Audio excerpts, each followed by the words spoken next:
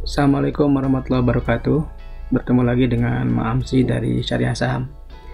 Di video kali ini kita akan mencoba membahas tentang saham Unilever, saham consumer goods yang paling solid kinerjanya di antara saham-saham consumer lainnya, dan juga salah satu saham yang sering diminati investor karena profitabilitasnya sangat luar biasa ya.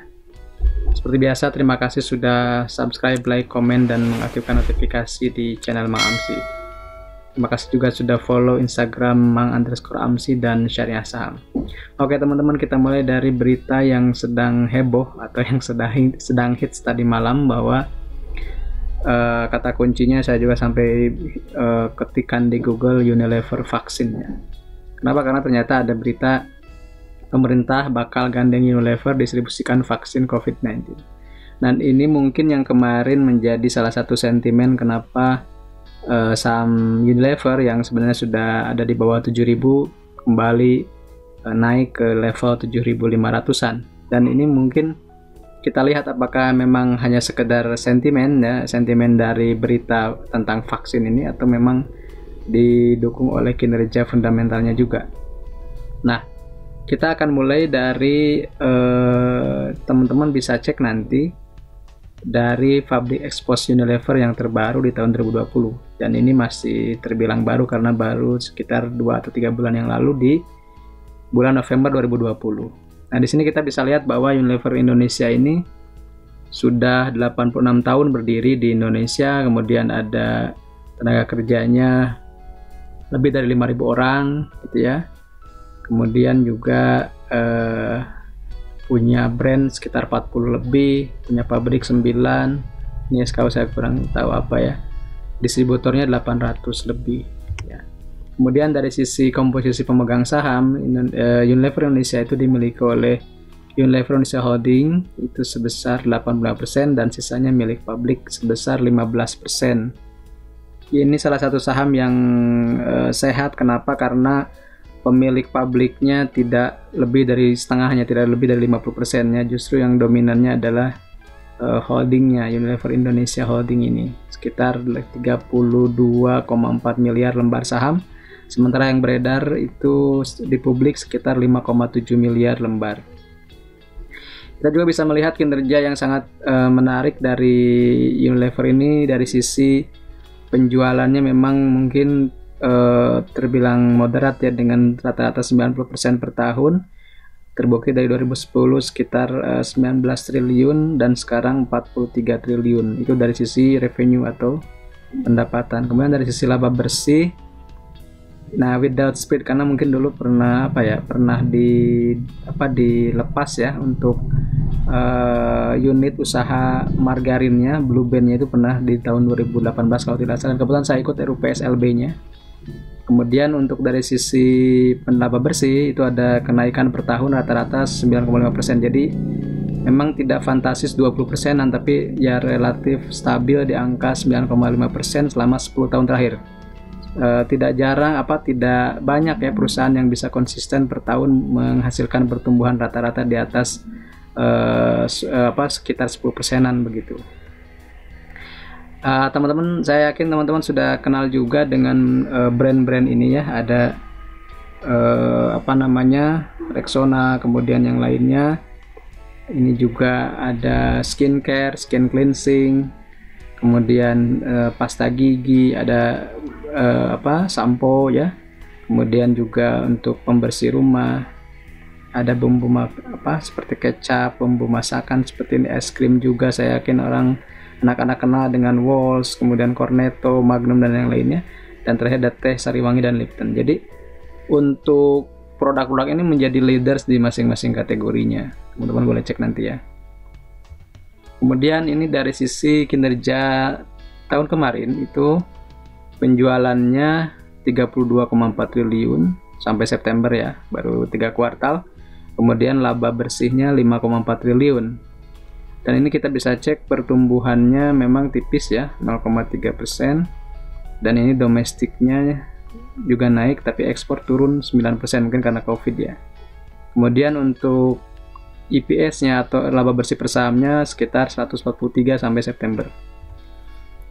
Dari segmen kontribusinya atau dari segmen penjualannya kita bisa cek bahwa yang paling dominan adalah home and personal care. Jadi Unilever ini makanya masuk ke dalam subsektornya itu kosmetik and household ya, bukan ke makanan minuman gitu, tapi ke kosmetik dan perawatan rumah tangga. Food and refreshment-nya aja cuma 30% ya, jadi yang makanannya itu atau yang berkaitan dengan yang bisa dikonsumsi itu sekitar 30%, tapi untuk personal care-nya di atas menembus 70%. Dan itu bisa mencatatkan 22,7 triliun, ini mungkin pendapatan ya, dan 9,7 triliun dari sektor makanan atau minumannya. Kemudian dari biaya dan cash-nya kita cek bahwa Unilever ini punya kas dan setara kas sekitar 665 miliar, dan juga ada pinjaman kredit sebesar 11 triliun ya. Kemudian juga laba bersihnya itu 5,4 triliun atau 17% net profit margin atau margin laba bersih. Kemudian ada free cash flow atau arus kas yang ini dari operasional sekitar 5,3 triliun atau naik 16% dibanding setahun sebelumnya. Jadi meskipun di masa pandemi Unilever masih membukukan kinerja yang masih menarik menurut saya, dan meskipun tidak terlalu fantastis dibanding saham-saham yang lain. Ini yang lebih penting adalah kemarin ketika ada berita ya, semalam itu belum lama beritanya, bahwa Unilever siap mensupport pemerintah untuk mendistribusikan rantai dingin. Artinya karena Unilever ini sudah terbiasa dengan distribusi misalnya es krim yang membutuhkan storage atau cold storage yang secara infrastrukturnya Unilever mungkin sudah lebih berpengalaman, dan untuk itu mereka digandeng oleh pemerintah, dan ini akan menjadi isu yang mungkin kalau di pasar itu biasa lah, rumor mendahului daripada kinerja ya. Jadi teman-teman pastikan harus hati-hati. Kenapa jangan sampai terjadi kemarin banyak yang nyangkut di saham-saham farmasi karena ikut sentimen tapi tidak mempelajari masing-masing perusahaannya begitu ya. Jadi yang paling penting bagi saya sih fundamental pada akhirnya akan menjawab atau akan membuktikan lagi perusahaan tersebut memang bagus atau tidak. Jangan sampai misalnya terjebak dengan apa yang lagi rame tapi teman-teman juga nggak paham saham itu apa, kinerjanya bagaimana, dan akhirnya mencari pembenaran apakah saham ini bagus atau tidak dan ragu. Jadi kalau bagi saya sih pengetahuan tentang saham itu jauh lebih penting ya daripada kenaikan saham itu sendiri. Kenapa? Karena ya tadi ya mungkin orang boleh berprinsip yang penting untung yang penting cuan ya, tapi kalau nyangkut dan tidak punya rencana mau seperti apa. Jadi kita bisa cek bahwa CSR-nya atau misalnya kepedulian Unilever terhadap lingkungannya atau terhadap masyarakat sudah terbukti. Di sini ada 40.000 PCR test, kemudian misalnya 52.000 pasokan makanan untuk personel medis, masker juga, masjid juga ya. Dan saya kira ini adalah salah satu hal yang bisa dijadikan contoh buat perusahaan lainnya kan. Dan Unilever ini termasuk ke dalam konstituen indeks terbaru dari Bursa Efek Indonesia yang berwawasan lingkungan ya, ESG kalau tidak salah, environmental, sosial, dan apalah green ya kalau tidak salah. Nanti teman-teman boleh cek ya beritanya bahwa Unilever itu termasuk konstituen indeks hijau begitu. Dan mungkin karena ada CSR-nya dan juga ada kepedulian terhadap lingkungan dari perusahaan produsen dari consumer goods atau kebutuhan rumah tangga ini. Nah, kita akan cek dari sisi fundamentalnya. Tadi sudah dijelaskan sebagiannya bahwa ini adalah dari data ransel kita, rekapan 9 bulan, dan memang benar ya. Secara year on year tipis begitu, kemudian net profitnya pun malah mengalami penurunan sedikit ya. Tapi cashnya masih melimpah. Kemudian ini kita bisa cek di sini ada laba bersih, nilai bukunya, cash flow per share, kemudian rasio utangnya. DER-nya memang masih tinggi 2,25, tapi Unilever kan perusahaan yang sudah teruji lah untuk masalah utang begitu. Net profit margin 16,8, dan ini yang paling fantastis teman-teman, dan tidak ada saham lain yang syariah itu yang bisa menyamai ROE-nya Unilever ya, 112%-an. Nah, tapi PBV-nya pasti mahal ya, 44 kali, karena banyak saham yang bagus itu PBV-nya tidak lagi di bawah 1 begitu. PER-nya juga 39,5. Kemudian pair value-nya di hitungan saya 8.300 teman-teman. Itu adalah nilai wajar versi saya begitu ya, versi perhitungan di Refi Recap.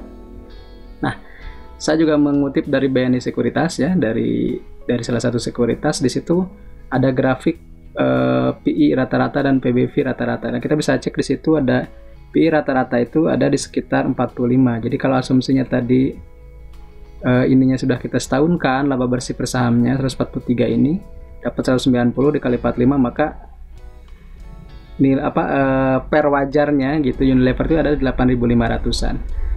Apalagi kalau pakai PBV di rata-rata misalnya ini ya, average-nya di 60, kalau per tadi di 45.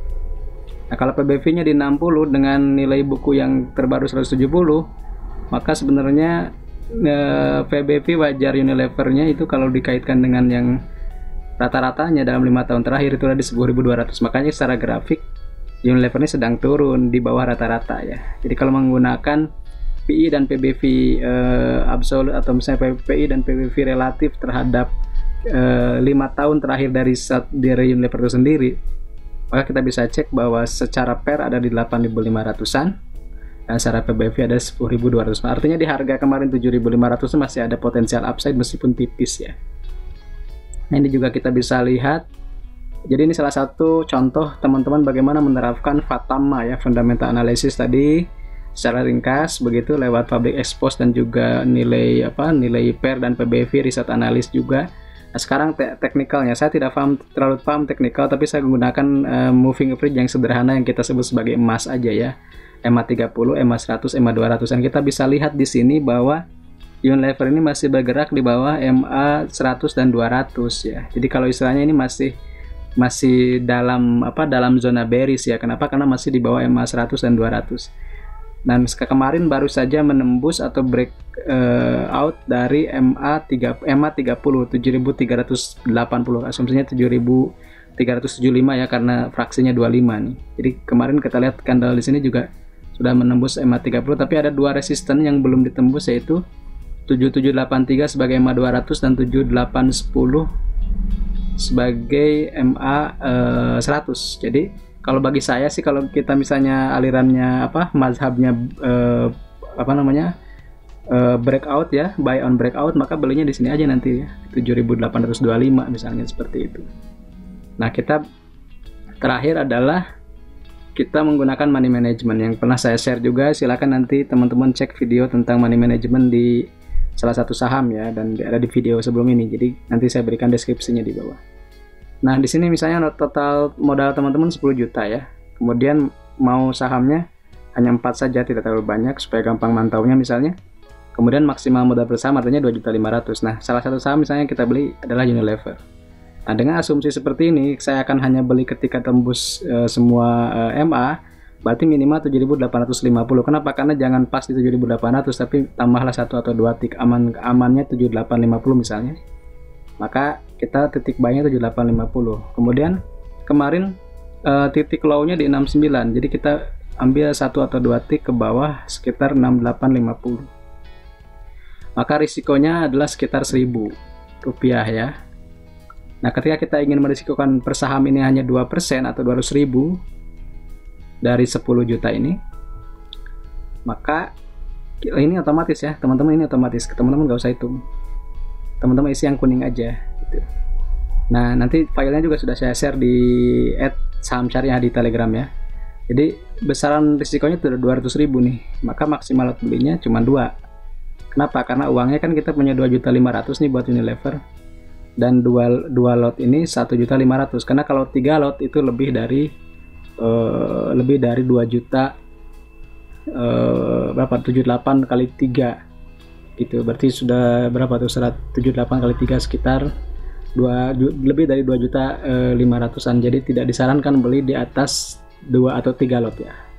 Nah, seperti itu contoh FATAMA. Jadi kita bisa review dari sini, ini fundamental analisisnya. Kita tahu bahwa targetnya ada di sekitar 8.500 dan 10.200. Tinggal pilih saja mana yang lebih rasional.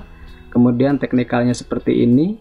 FA-nya tadi ini FA, ini TA, TAH, dan ini money management MMA. Mudah-mudahan apa yang saya share di video ini bermanfaat buat teman-teman. Terus dukung channel ini supaya lebih memberikan informasi yang jujur tentang saham begitu. dan seada apa adanya gitu ya, dan mudah-mudahan bisa menjadi tempat belajar buat semuanya dan untuk menambah lagi pengetahuan kita tentang saham.